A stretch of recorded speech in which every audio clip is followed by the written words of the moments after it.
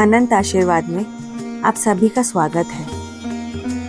आशा करती हूँ आप लोग अच्छे होंगे। आप सबको भी हमारी तरह सावन के आने का इंतजार रहता होगा। सही कह रही हूँ ना? हमारे प्यारे भोले बाबा के जो दिन शुरू होने जा रहे हैं, बस उसी के लिए यह प्रस्तुति लाई हूँ। भगवान शिव को सावन का महीना अति प्रिय है। शास्त्रों में बताया जाता है कि जो भी भक्त सच्चे मन से सावन के महीने में भगवान शिव की पूजा करता है, उसकी सभी मनोकामनाएं पूरी होती हैं और शुभ फल भी मिलता है। इस बार सावन में 5 सोमवार हैं और हर सोमवार पर अद्भुत योग बन रहा है। लेकिन क्या आप जानते हैं कि सावन के महीने में ही भगवान शिव की पूजा क्यों होती है? आखिर भगवान शिव को यह महीना क्यों इतना अति प्रिय है?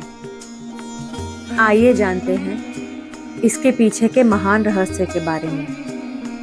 जब माता सती ने भगवान शिव को हर जन्म में पाने का प्रण किया था, उन्होंने अपने पिता राजा दक्ष के घर योग शक्ति से अपने शरीर का त्याग कर दिया था। इसके बाद उन्होंने हिमालय राज के घर पार्वती के रूप में जन्म लिया था। माता पार्वती ने सावन के महीने में भगवान शिव को पति के रूप में पाने के लिए कठोर तपस्या की थी और उनसे विवाह किया। सावन का महीना हिंदू पंचांग का 5वां महीना है।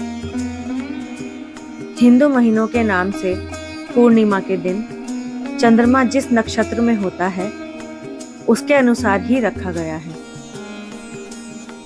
हिंदू वर्ष का 5वां महीना सावन जब शुरू होता है, तो उस दौरान पूर्णिमा के दिन चंद्रमा श्रवण नक्षत्र में विराजमान होते हैं। इसलिए इस महीने को श्रावण नाम से जाना जाता है। धीरे धीरे यही श्रावण नाम सावन में बदल गया। इसी महीने में भगवान शिव धरती पर अवतरित होकर अपने ससुराल गए थे। सावन के महीने में ही कई व्रत किए जाते हैं जो सुहाग के लिए माने जाते हैं, जैसे मंगला गौरी और कोकिला व्रत।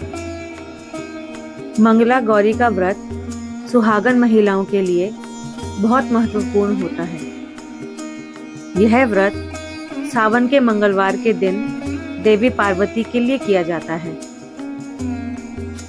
इस व्रत को करने पर माता पार्वती के आशीर्वाद से घर में सुख शांति का वास होता है और सुहाग को लंबी उम्र भी मिलती है। साथ ही आषाढ़ मास की शुक्ल पक्ष की पूर्णिमा से लेकर सावन मास की पूर्णिमा तक कोकिला व्रत भी किया जाता है। माता पार्वती के इस व्रत को रखने पर सौभाग्य और संपदा की प्राप्ति होती है। कहा जाता है कि सावन के महीने में ही भगवान शिव ने समुद्र मंथन से निकले विष का पान किया था। साथ ही भगवान शिव पहली बार अपने ससुराल यानी पृथ्वी लोक पर भी आए थे।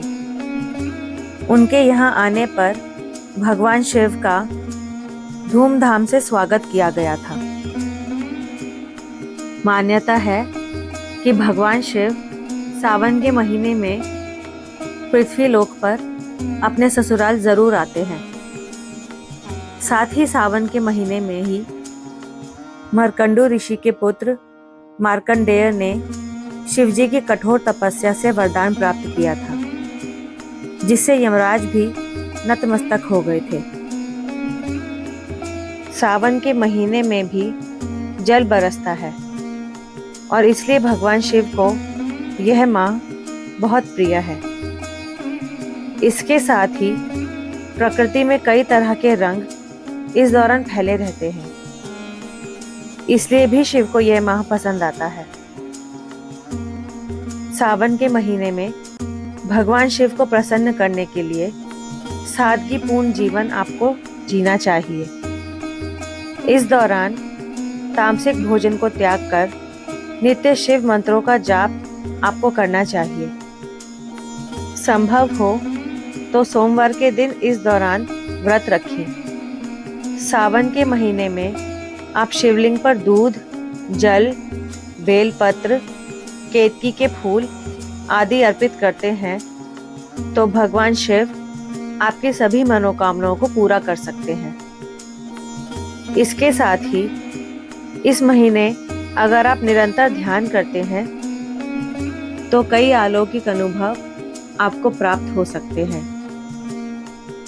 श्रावण हिंदू पंचांग के अनुसार चैत्र माह के प्रारंभ होने वाले वर्ष का 5वां मास है। भारत में इस माह में वर्षा ऋतु होती है और प्राय बहुत अधिक गर्मी होती है। श्रावण मास, जिसे सावन का महीना भी कहा जाता है, भगवान शिव की पूजा करने के और उनका आशीर्वाद पाने के लिए मनाया जाता है। सावन माह के दौरान सोमवार का दिन शुभ होता है और ऐसा माना जाता है कि यदि भक्त समर्पण के साथ उनकी पूजा करे तो भगवान शिव उनकी मनोकामनाएं पूरी करते हैं। श्रावण मास शिव जी को विशेष प्रिय है। भोलेनाथ ने स्वयं कहा है, मासों में श्रावण मुझे अत्यंत प्रिय है। इसका महात्म्य सुनने योग्य है, अतः इसे श्रावण कहा जाता है। इस माह में श्रवण नक्षत्र युक्त पूर्णिमा होती है। इस कारण भी इसे श्रावण कहा जाता है। इसके महात्मा के श्रावण मास से यह सिद्धि प्रदान करने वाला है, इसलिए भी यह श्रावण संज्ञा वाला है। सावन में प्रकृति का रोम रोम आनंदित रहता है, पुलकित रहता है। इसलिए भारत में सावन उत्सव है प्रकृति के सृजन का, प्रतीक है युवा दिलों की धड़कन का और पर्व है पारिवारिक संबंधों को मजबूत करने का। प्रकृति की गोद में पला लोक जीवन तो प्रकृति के प्रतिपल परिवर्तन नूतन साज श्रृंगार को न सिर्फ देखता है, महसूस करता है, बल्कि उसके साथ हर क्षण तादात्म्य ही रखता है। इसलिए भारतीय लोकगीतों में ऋतुओं के अनुसार उमड़ते मनोभावों का बड़ा ही सुंदर और सजीव वर्णन मिलता है। सावन का महीना वर्षा ऋतु के चरम उत्कर्ष का महीना है। सावन में उमड़ते घुमड़ते काले बादल किसान के हृदय को संतृप्त करते हैं और उसकी चिंता दूर करते हैं। वर्षा की बूंदें न सिर्फ तपती धरती को तृप्त करती हैं, बल्कि धरती के सीने से फूटती हर कपोल किसान की खुशियों में चार चांद लगा देती है। सावन की मस्ती उस कृषक मन की खुशी का इजहार है। इस माह में आने वाले सारे त्योहार, चाहे हरियाली अमावस्या या हरियाली तीज, नाग पंचमी हो या फिर राखी, प्रकृति और परिवार से अपने संबंधों को प्रगाढ़ करने का ही एक तरीका है।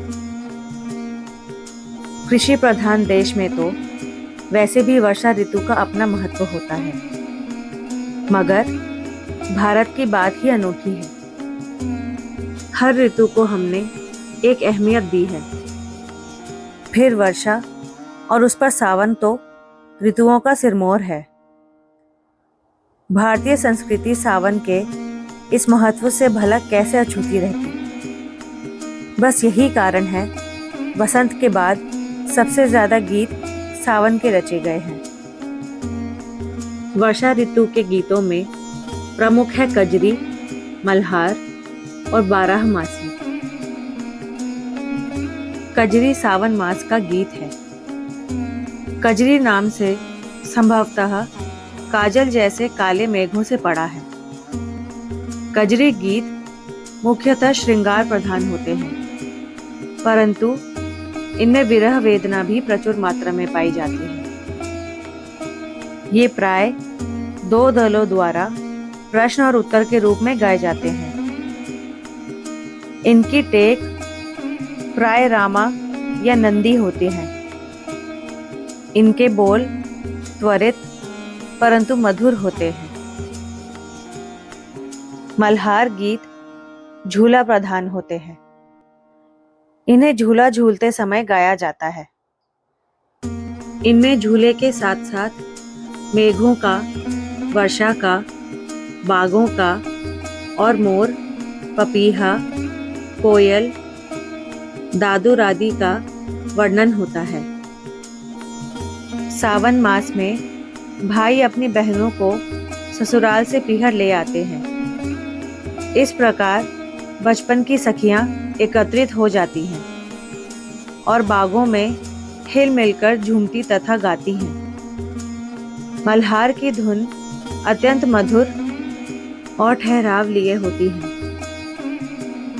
जिससे कि पींग बढ़ाते समय सांस को व्यवस्थित किया जा सके। 12मासी गीत विरह प्रधान है। 12मासी नाम के अनुसार इन गीतों में आषाढ़ मास से आरंभ कर वर्ष के 12 मासों तक उल्लेख होता है। प्रत्येक मास में शोकाकुल विरहिणी अपनी दशा का मार्मिक वर्णन करती है। 12 के स्थान पर 6 या 4 मास का भी प्रयोग होता है। इस दशा में इन्हें क्रमशः छमासा तथा चौमासा भी कहा जाता है। सावन का महीना आते ही जब हर तरफ हरियाली छा जाती है, झूले पड़ने लगते हैं, तो इस खास मौके पर लड़कियां कजरी गुनगुनाने लगती हैं। सुबह शाम महिलाएं झूला झूलती थीं और कजरी गाती थीं। पूरे महीने झूले पर पारंपरिक गीत गाकर महिलाएं खुद के लिए मनोरंजन के साथ ही अपनी परंपरा को जीवित रखती थीं। एक दौर था जब लोगों को सावन की प्रतीक्षा होती थी, जब सावन महीना था शादीशुदा महिलाओं के लिए अपने भाई बहनों से अपने संबंधों को फिर से प्रगाढ़ करने का।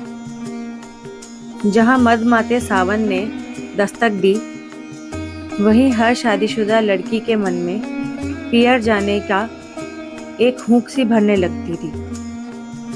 बादल वही, गड़गड़ाहट वही, बूंदे वही, मोर, कोयल, पपीहा वही, पवन वही, पर दृष्टिहीन सूरदास ने इस सब में जो घटित होते देखा, वह किसी अन्य ने नहीं।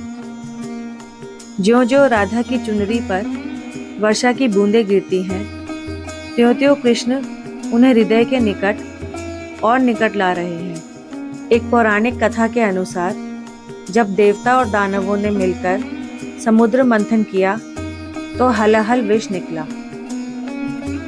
विष के प्रभाव से संपूर्ण सृष्टि में हलचल मच गई। ऐसे में सृष्टि की रक्षा के लिए महादेव ने विष का पान कर लिया। शिव ने विष को अपने कंठ के नीचे धारण कर लिया, यानी विष को गले से नीचे जाने ही नहीं दिया। विष के प्रभाव से भगवान भोले का कंठ नीला पड़ गया और उनका एक नाम नीलकंठ भी पड़ा। विष का ताप शिव जी के ऊपर बढ़ने लगा। तब विष का प्रभाव कम करने के लिए पूरे महीने घंघोर वर्षा हुई और विष का प्रभाव कुछ कम हुआ। लेकिन अत्यधिक वर्षा से सृष्टि को बचाने के लिए भगवान शिव ने अपने मस्तक पर चंद्र धारण किया। चंद्रमा शीतलता का प्रतीक है और भगवान शिव को इससे शीतलता मिली। ये घटना सावन मास में घटी थी, इसलिए इस महीने का इतना महत्व है और इसलिए तब से हर वर्ष सावन में भगवान शिव को जल चढ़ाने की परंपरा की शुरुआत हुई। तो सावन में आप भी शिव का अभिषेक कीजिए, वो आपकी हर परेशानी दूर करेंगे। हर हर महादेव।